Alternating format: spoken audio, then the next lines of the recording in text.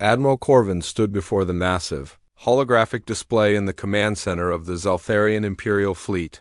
The blue-skinned alien's 4 eyes studied the star charts with barely contained amusement. Another primitive world had been discovered in the Outer Rim territories, and the reports from the scout ships made for entertaining reading. The species called themselves humans, and they had barely managed to leave their home planet's gravity.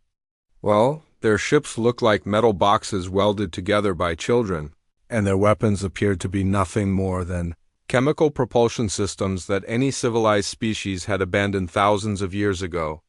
Admiral, the reconnaissance data shows they have established several colonies within a 50-light-year radius of their homeworld, reported Lieutenant Vex, his scaled hands dancing across the control interface.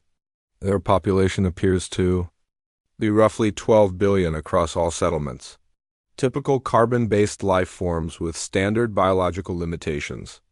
Corvin's mandibles clicked in what passed for laughter among his people. 12 billion primitives playing with chemical rockets. How quaint.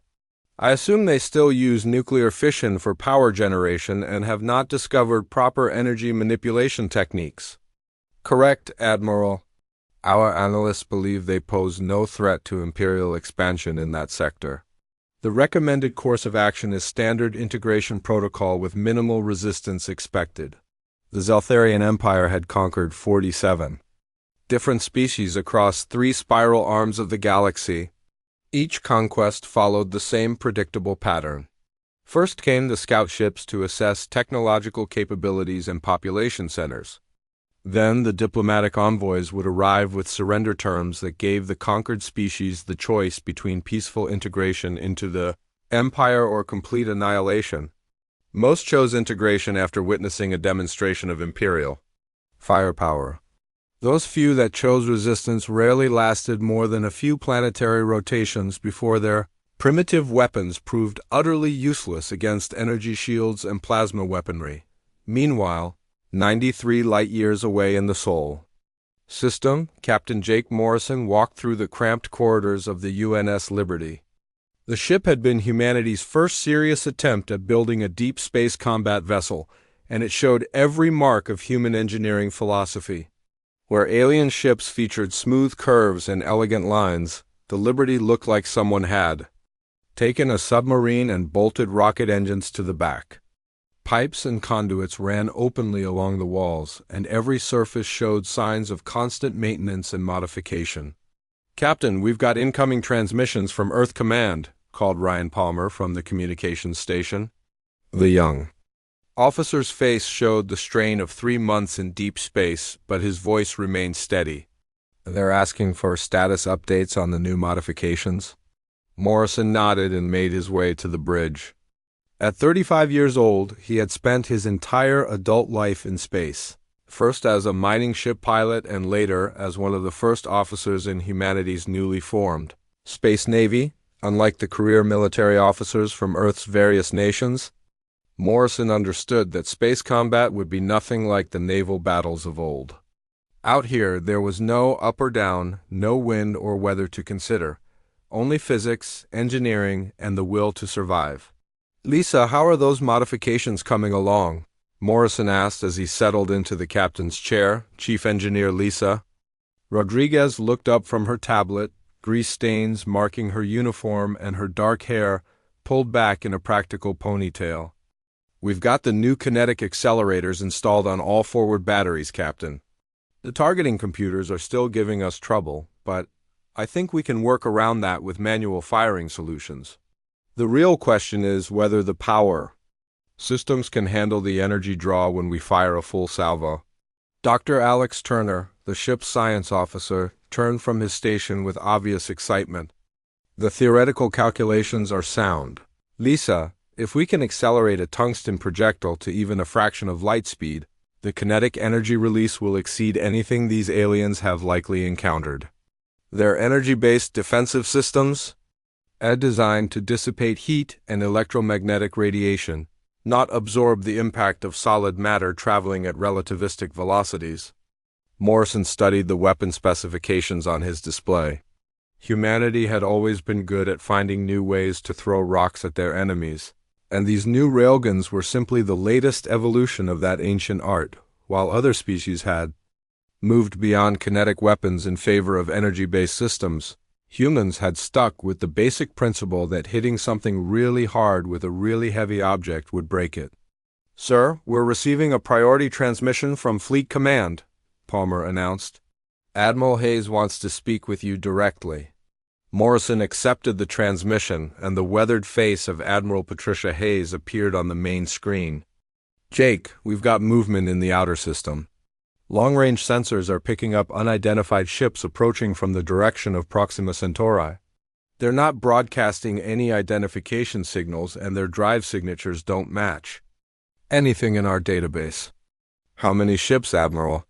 "Initial count shows at least 20 vessels, possibly more. They're maintaining formation and heading directly for Earth. I'm ordering all available ships to intercept. The Liberty is our most advanced combat vessel, so you'll be taking point." Morrison felt his stomach tighten. Humanity's first contact with alien intelligence, and it was happening exactly the way every pessimist had predicted. "Understood, Admiral. We'll be ready." As the transmission ended, Morrison looked around his bridge crew. They were about to face an enemy with technology thousands of years more advanced than their own. Flying ships that had been cobbled together from mining equipment and pure human stubbornness. It should have been terrifying, but Morrison found himself smiling instead. The Zeltharian First Fleet emerged from hyperspace at the edge of the Sol system like a pack of silver predators. Admiral Corvin watched the tactical display with satisfaction as his 23 warships took up attack formation.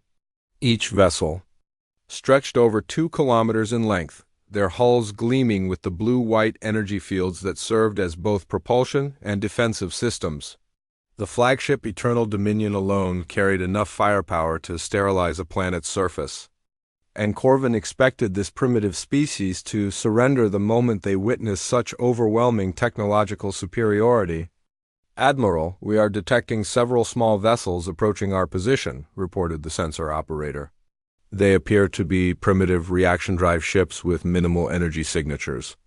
Corvin's 4 eyes focused on the display, showing 3 human ships moving to intercept his fleet. The vessels looked exactly like the intelligence reports had described. Crude metal constructions that belonged in a museum rather than active combat. The largest of the 3 human ships was barely 300 meters long, less than 1/6 the size of his smallest escort vessel. "Open communications with the lead ship," Corvin commanded. "Let us see if these humans possess enough intelligence to understand their situation." The face that appeared on the main screen belonged to a bipedal creature with pale skin and brown hair. The human's blue eyes showed no fear, only a cold calculation that surprised the Zeltharian admiral.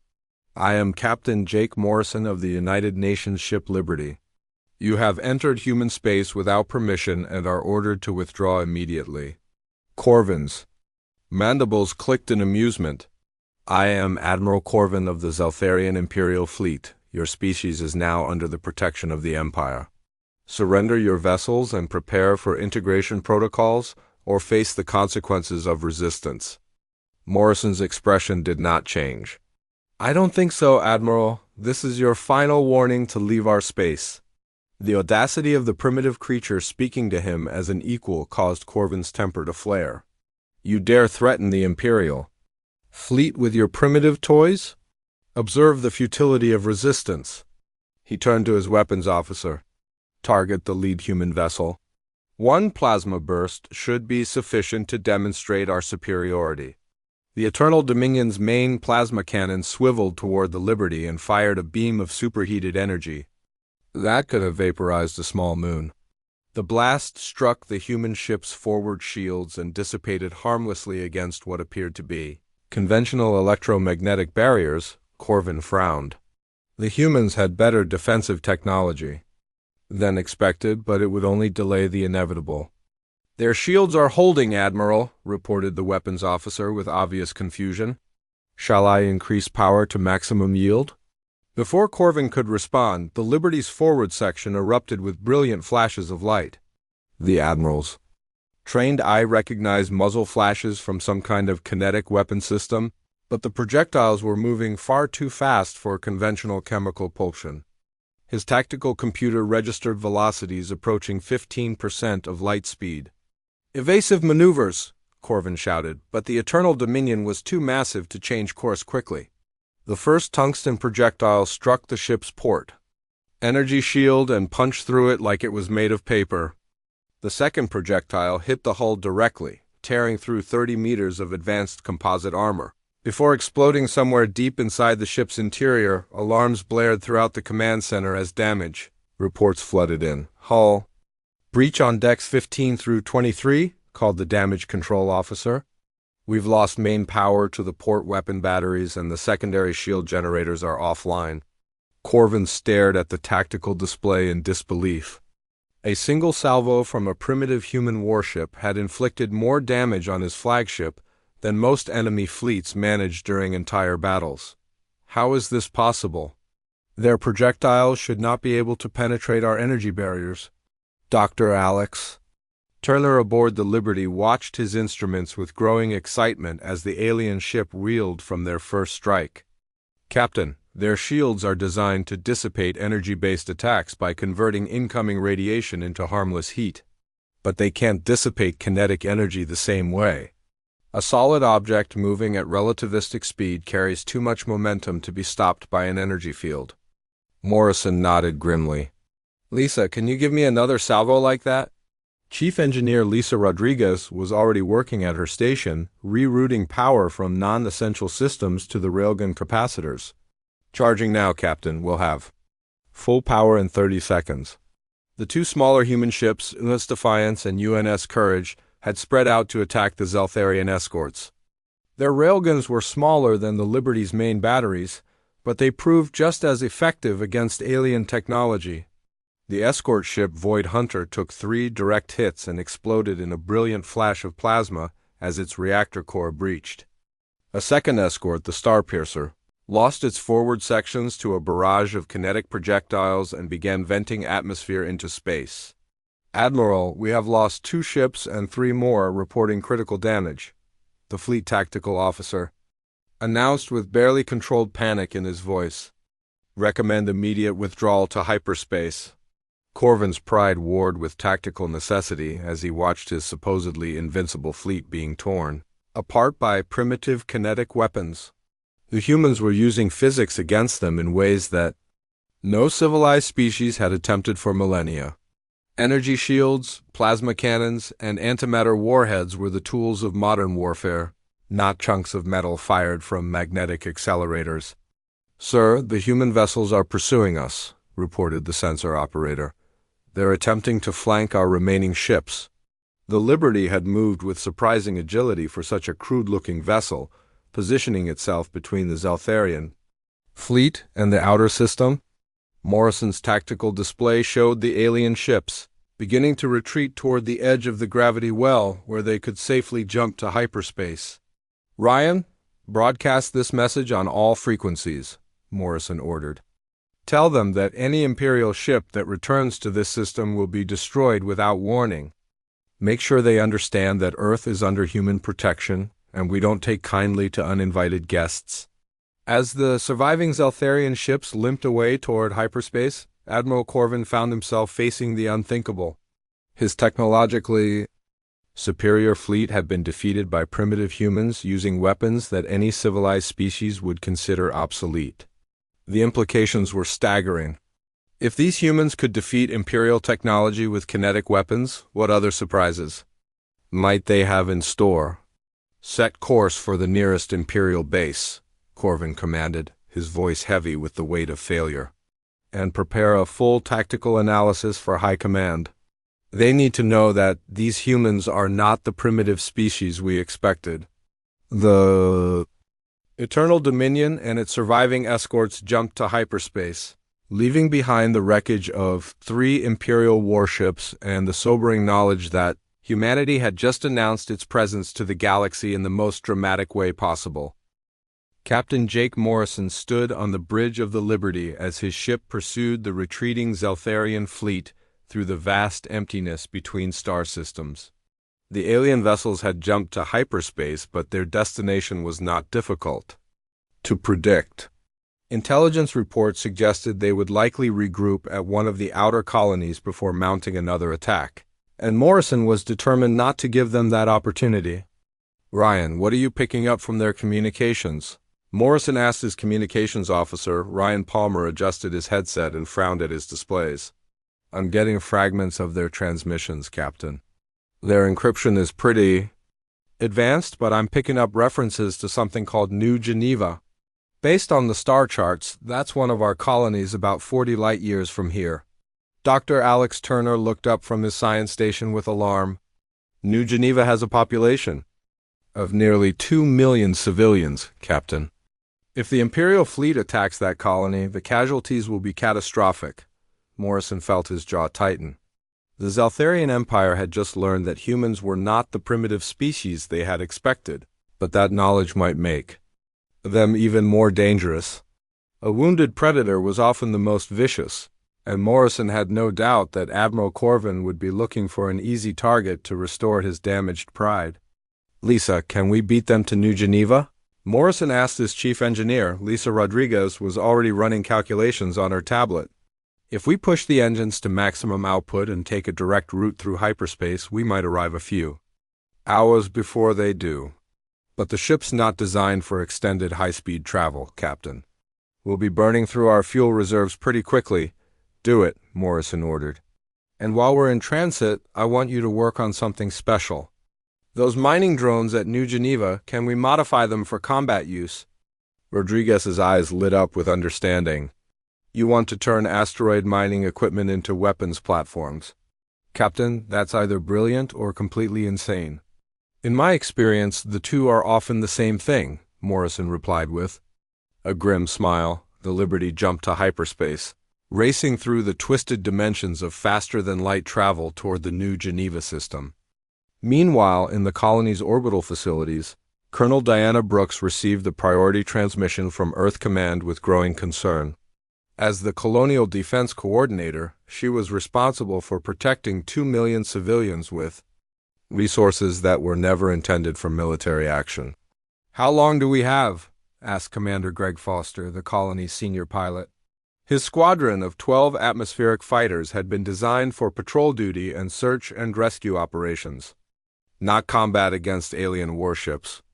"Captain Morrison estimates the Imperial fleet will arrive in approximately 18 hours, Brooks replied. "We need to evacuate as many civilians as possible and prepare defensive positions with whatever resources we have available." Foster studied the tactical displays showing the colony's infrastructure. New Geneva was built around a series of asteroid mining operations that had been converted into habitable stations. The mining equipment included heavy-duty excavation lasers, massive cargo haulers, and dozens of automated drones designed to strip valuable minerals from floating rocks. "Colonel, what if we don't evacuate?" Foster suggested. "What if we turn this entire system into a trap?" Brooks raised an eyebrow. "Explain. The Imperial ships expect to find a defenseless colony. Instead, they'll find Captain Morrison and whatever surprise he's planning. If we can coordinate our mining equipment with his attack, we might be able to give these aliens a very unpleasant surprise." When the Liberty emerged from hyperspace at the edge of the New Geneva system, Morrison was pleased to see that Colonial Defense had taken his suggestions seriously. The asteroid belt that surrounded the colony's primary station was now filled with modified mining drones, their excavation lasers upgraded with military-grade targeting systems, and their cargo holds packed with kinetic projectiles. "Captain Colonel Brooks is requesting permission to come aboard," Palmer announced. Morrison nodded. "Tell her to bring Commander Foster and anyone else involved in the defense planning." An hour later, the Liberty's briefing room contained the strangest military planning session in human history. Morrison stood before a holographic display showing the New Geneva system, surrounded by colonial defense officers who had never expected to face alien invasion. "The Imperial fleet will likely approach from the outer system and move directly toward the colony," Morrison explained. "They'll expect minimal resistance and will probably maintain standard attack formation. That's when we hit them." Colonel Brooks studied the tactical plan with obvious skepticism. Captain, with respect, your ship and our mining equipment against an Imperial fleet, the odds are not encouraging. The odds weren't encouraging at Earth either, Morrison replied. But we learned something important in that battle. These aliens have grown dependent on energy-based weapons and defenses. They're not prepared to deal with kinetic attacks or unconventional tactics. Commander Foster leaned forward with interest. What exactly are you proposing, Captain? Morrison pointed to the asteroid field on the display. We hide the Liberty among the larger asteroids and deploy your modified mining drones throughout the belt. When the Imperial ships arrive, they'll see what appears to be a normal mining operation. They won't realize they're flying into a trap until it's too late. Chief Engineer Rodriguez had been working with the colonial technicians to modify the mining drones, and her report was encouraging. We've equipped 67 drones with improvised weapon systems. They're not as powerful as the Liberty's railguns, but they should be effective against smaller ships. The real advantage is that the aliens won't recognize them as weapons until they start firing. Dr. Turner was monitoring long-range sensors when he detected the first signs of the approaching Imperial fleet. Captain, I'm reading hyperspace distortions at the edge of the system. Multiple contacts, estimated arrival in 30 minutes. Morrison felt the familiar calm that came before combat. All right, people, everyone knows their positions. Colonial ships move to the far side of the primary asteroid. Mining drones spread out according to the plan, and remember that timing is everything. The Seltharian fleet emerged from hyperspace in perfect formation, Admiral Corvin having learned nothing from his previous defeat except that humans were more dangerous than expected. His sensors showed the new Geneva colony exactly where intelligence had predicted, surrounded by the typical industrial infrastructure of a mining operation. Admiral, sensors are detecting one human warship concealed among the asteroids, reported the tactical officer. It appears to be the same vessel that engaged us at Earth. Corvin's mandibles clicked with anticipation. Excellent. This time we will not underestimate their kinetic weapons. All ships maintain maximum shield power and prepare for evasive maneuvers.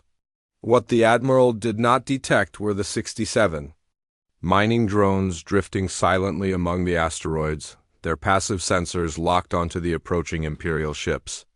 As the alien fleet moved deeper into the asteroid belt, Commander Foster gave the signal that would change the course of the battle. All units, this is New Geneva Control. Execute the plan.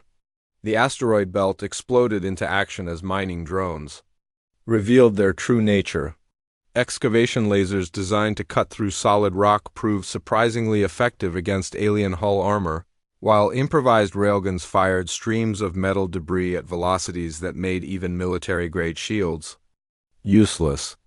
The Imperial escort ship Nightblade took 17 direct hits before its reactor core breached, adding another ball of expanding plasma to the chaos of battle. Morrison watched the tactical display with satisfaction as the trap closed around the enemy fleet.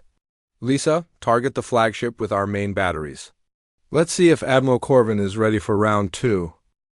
Emperor Zaltex of the Zeltharian Empire stood before the massive throne room windows, his 6 arms clasped behind his back as he gazed out at the capital city that sprawled across 3 continents of his homeworld. The crystalline spires and floating platforms represented the pinnacle of galactic civilization, built over thousands of years of conquest and technological advancement. No primitive species had ever challenged Imperial authority and survived, which made the reports from Admiral Corvin particularly difficult to accept. Impossible, Zaltex muttered, his voice echoing through the vast chamber. A species that has barely achieved interplanetary travel cannot defeat Imperial warships. His chief advisor, Minister Thizes, approached the throne with obvious reluctance. The elderly Zeltharian had served 5 emperors and had never seen such disturbing intelligence reports. Your Imperial Majesty, Admiral Corvin's account has been verified by 3 independent sources. The humans have indeed destroyed 7 Imperial vessels using primitive kinetic weapons. Zaltex turned from the window, his 4 eyes blazing with indignation. Kinetic weapons, Minister? metal projectiles fired from magnetic accelerators. No civilized species has used such crude technology for over 10,000 years. Perhaps that is precisely why they proved effective, Majesty. Our defensive systems are designed to counter energy-based attacks. We have no experience defending against relativistic projectiles. The Emperor's temper flared as he considered the implications. If word spread that humans had defeated Imperial forces, other subject species might begin to question the Empire's invincibility. Rebellions that had been simmering for decades could erupt across dozens of star systems, threatening the stability that had taken millennia to establish. "Summon Admiral Theises," Zaltex commanded. "I want my personal fleet prepared for immediate departure. These humans will learn the price of defying Imperial authority." Meanwhile, in the Sol system, humanity's industrial capabilities were being pushed to their absolute limits.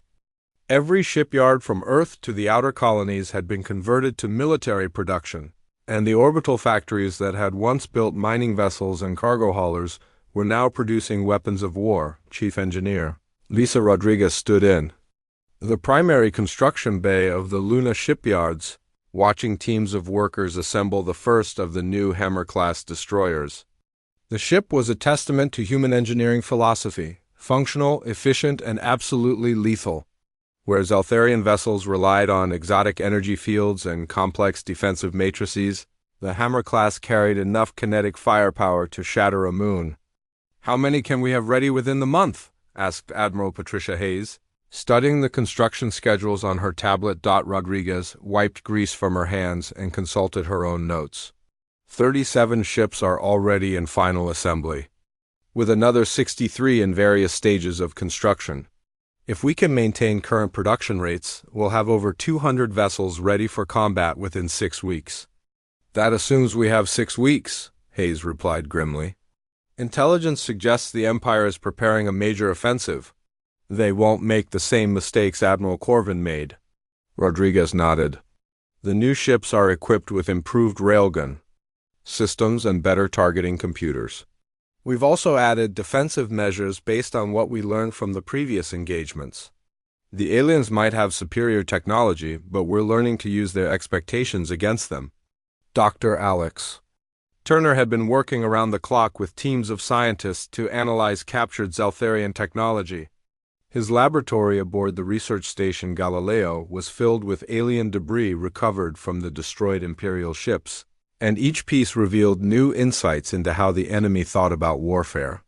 "The fundamental problem is philosophical," Turner explained to the assembled military leaders during a secure conference call.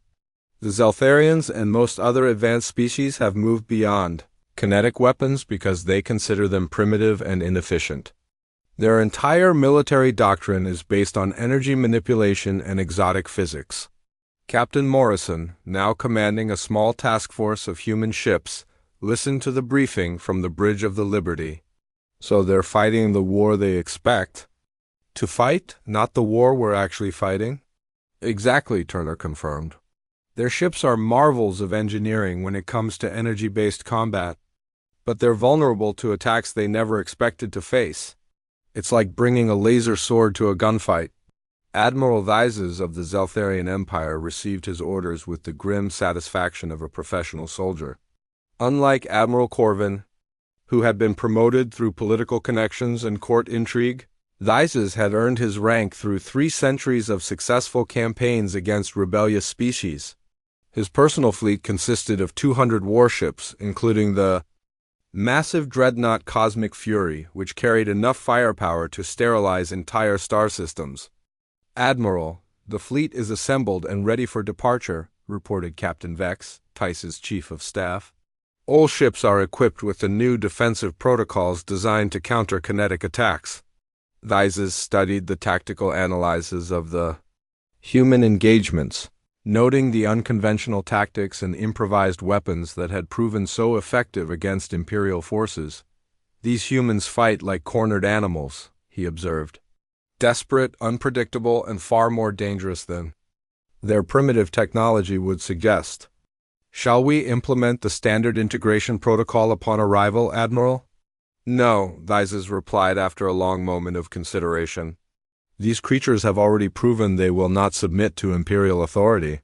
We will begin with immediate orbital bombardment of their military facilities, followed by systematic destruction of their industrial capacity.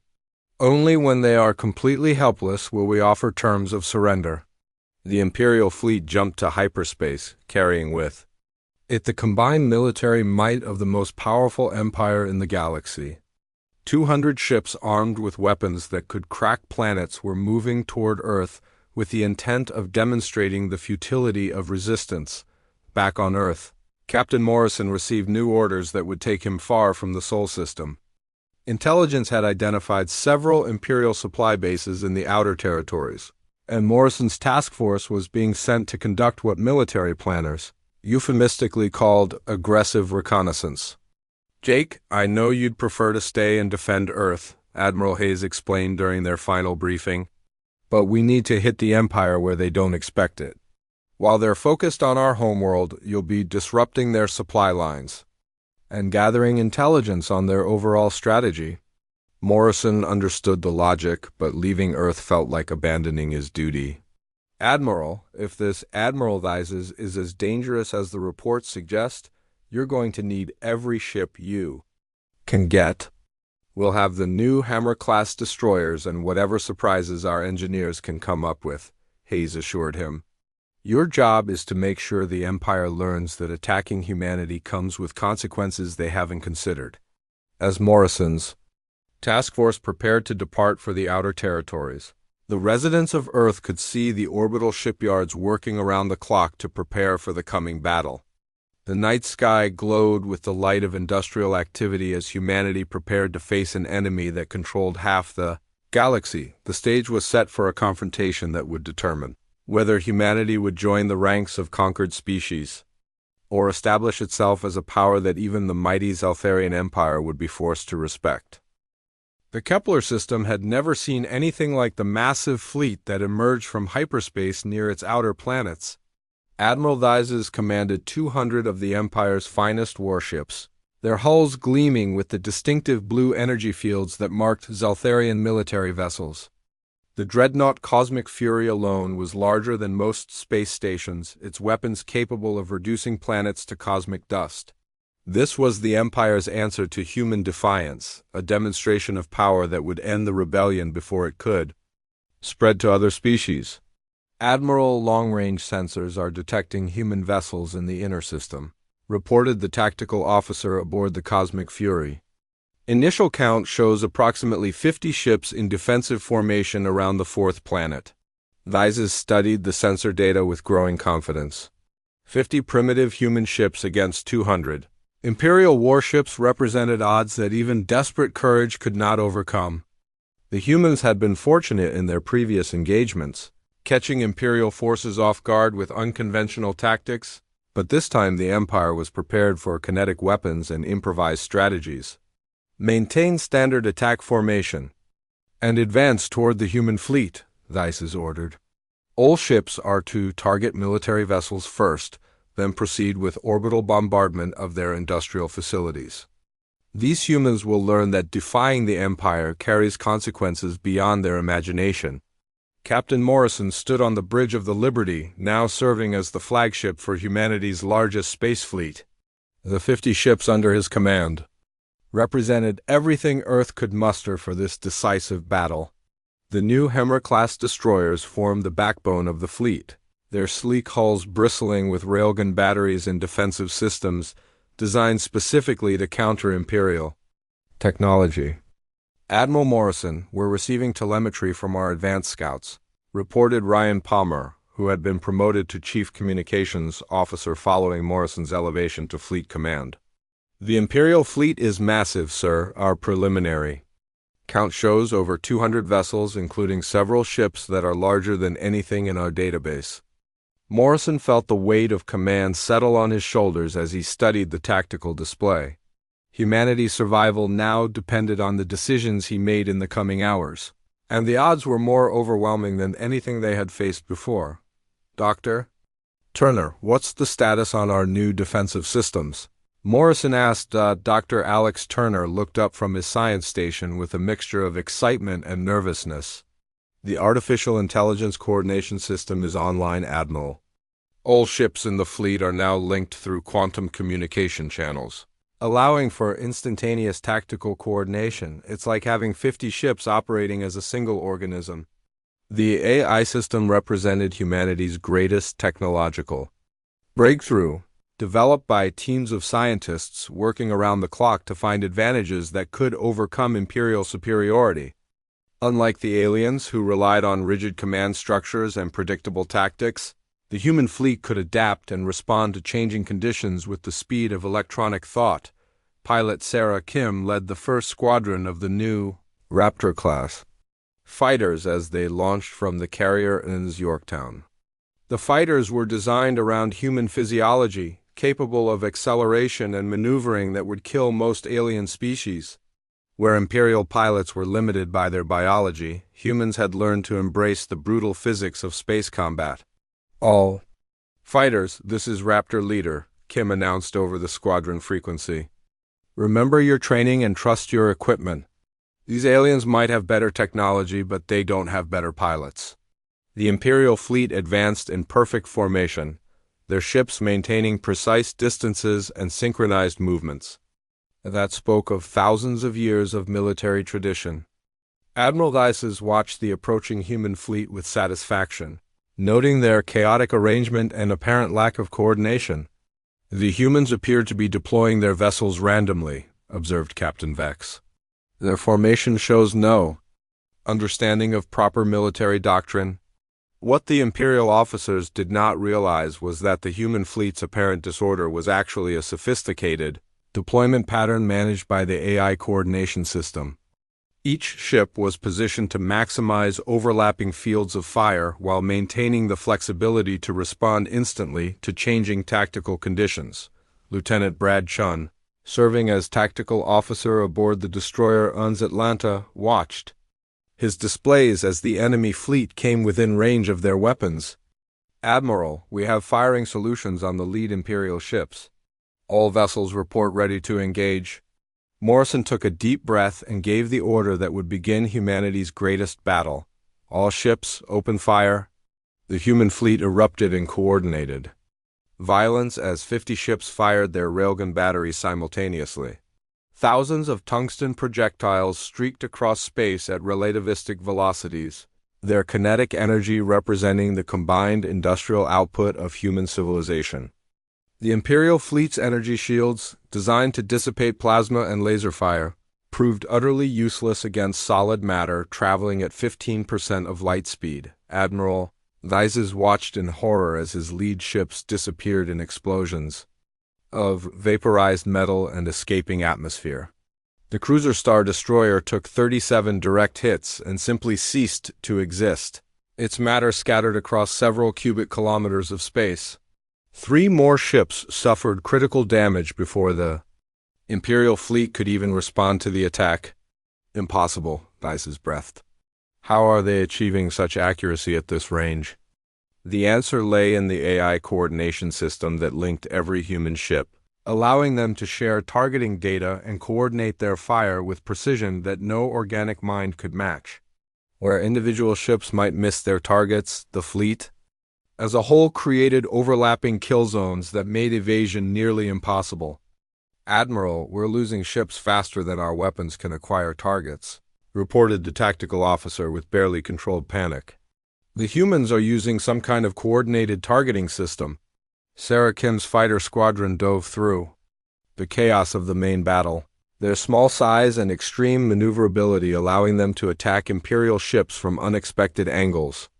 The fighters carried their own miniature railguns, weapons that could punch through the hulls of escort vessels and damage the larger ships' weapon systems. Raptor 3, watch your 6, Kim called out as an Imperial fighter moved to intercept her wingman. The alien pilot was skilled, but his ship was designed for energy-based combat and could not match the violent acceleration of human fighters. The battle raged for 3 hours as the two fleets tore at each other with everything they had. Imperial plasma cannons and antimatter torpedoes destroyed 12 human ships, But the coordinated kinetic bombardment was systematically dismantling the larger enemy fleet. Admiral Thizes found himself fighting a type of warfare that no Imperial Academy had ever prepared him for. "Sir, we've lost over 60 ships and most of our remaining vessels are reporting critical damage," Captain Vex announced with defeat heavy in his voice. "Recommend immediate withdrawal?" Thizes stared at the tactical display showing the wreckage of what had been the Empire's most powerful fleet. The humans had proven that superior numbers and advanced technology meant nothing against opponents, who refused to fight by conventional rules. "Signal the retreat," Thizes ordered, the words tasting like poison in his mouth. "All remaining ships withdraw to hyperspace immediately." As the surviving Imperial vessels limped away from the battlefield, Admiral Morrison surveyed the cost of victory. 12 human ships had been destroyed and 23 more were heavily damaged, but they had broken the back of the Empire's military power in a single engagement. "Admiral, we're receiving a priority transmission from Earth," Palmer announced. "Emperor Zoltex is requesting immediate diplomatic contact." Morrison smiled grimly as he realized that humanity had just announced its arrival as a galactic power in the most dramatic way possible. The empire that had ruled for millennia was finally ready to negotiate. The diplomatic vessel that emerged from hyperspace near Earth bore the golden insignia of the Zaltharian Imperial Court, its hull unmarked by weapons or military equipment. Ambassador Vex had volunteered for what many considered a suicide mission, traveling to the homeworld of the species that had shattered two Imperial fleets and fundamentally altered the balance of power in the galaxy. President Matthew Cole stood in the observation deck of the Luna Station diplomatic facility, watching the alien ship dock with the same mixture of awe and apprehension that had gripped humanity since first contact. 6 months ago, Earth had been an isolated world on the edge of galactic civilization. Now they were hosting surrender negotiations with an empire that controlled hundreds of star systems. "Mr. President, the Zaltharian delegation has arrived," announced Secretary Helen Parker, who had been hastily appointed as Earth's first interstellar diplomat. "Ambassador Vex is requesting immediate audience with our military commanders as well as civilian leadership." Cole nodded, straightening his jacket as he prepared to meet representatives of an alien civilization. "Is Admiral Morrison available for the meeting?" "He's en route from the Kepler system aboard the Liberty, sir. The Admiral should arrive within the hour." The meeting room had been carefully designed to accommodate both human and alien physiology, with adjustable lighting and atmosphere controls that could provide comfortable conditions for multiple species. When Ambassador Vex entered the chamber, his 4 eyes immediately focused on the humans present, studying them with the intense curiosity of someone trying to understand an impossible puzzle. "I am Ambassador Vex of the Zaltharian Empire," the alien announced, his voice carrying through universal translation devices that had been hastily constructed from captured Imperial technology. "I come bearing the authority of Emperor Zoltex himself to negotiate terms for the cessation of hostilities." President Cole stepped forward, acutely aware that his next words would shape humanity's relationship with galactic civilization. "I am President Matthew Cole, representing Earth and her colonies. We welcome you in the spirit of peaceful resolution." The formal pleasantries were interrupted by the arrival of Admiral Morrison, still wearing his fleet uniform and bearing the unmistakable air of someone who had recently been in combat. Vex's eyes fixed on the human officer with obvious respect mixed with wariness. "Admiral Morrison," Vex acknowledged, "your tactical innovations have been the subject of considerable discussion among Imperial military analysts. We had not expected to encounter kinetic weapons employed with such precision and coordination." Morrison took his seat at the negotiating table with the calm confidence of someone who held all the advantages. "Ambassador, I think we need to establish some basic understanding before we proceed. The Empire attacked human space without provocation and threatened our civilian populations.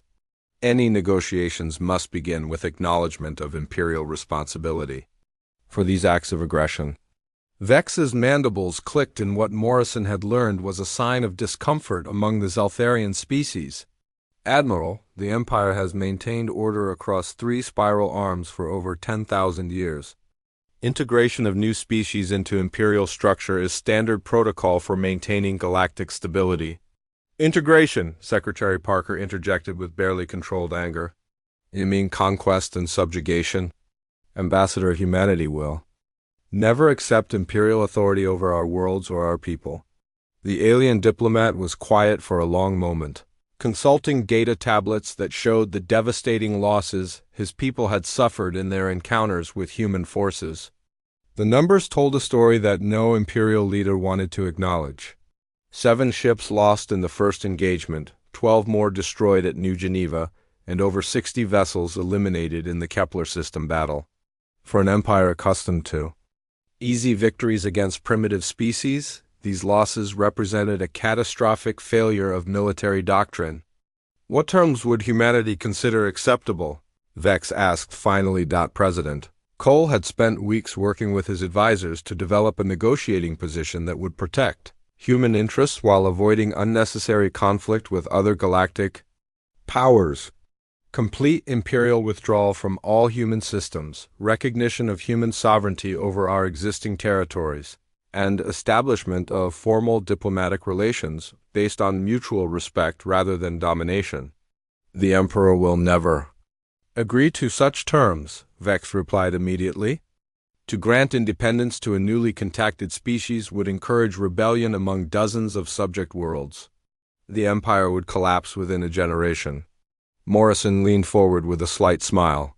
Ambassador, I think you're misunderstanding the situation. This isn't a negotiation about whether humanity will be independent. We already are independent, and we've proven we can defend that independence against anything the Empire can send against us. The question is whether the Empire wants to continue losing ships, or if they'd prefer to find a more productive relationship. Dr. Alex Turner, who had been quietly observing the proceedings, spoke up from his position as scientific advisor to the diplomatic team. Ambassador, our analysis of Imperial technology suggests that your civilization has grown dependent on energy-based weapons and standardized defensive systems.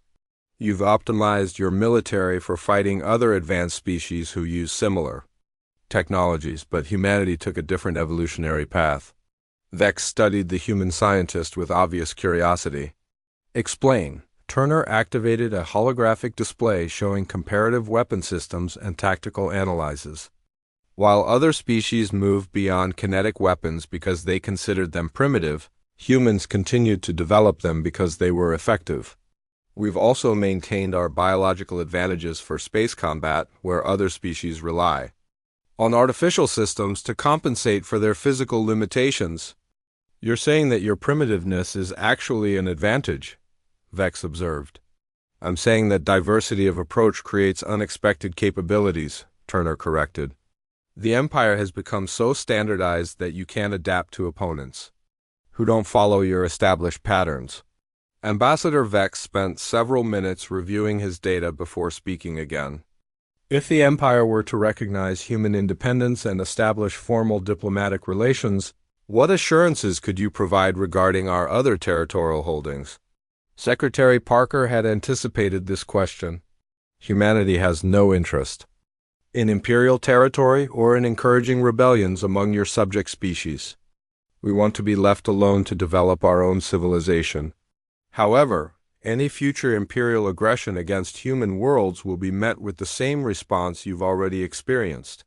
And if other species request human assistance against Imperial forces, the room fell silent as the humans considered this possibility. Morrison was the first to respond. We're not looking to become galactic police, Ambassador, but we won't stand by and watch innocent populations being massacred if we have the power to intervene. President Cole realized that they had reached the crucial moment of the negotiations.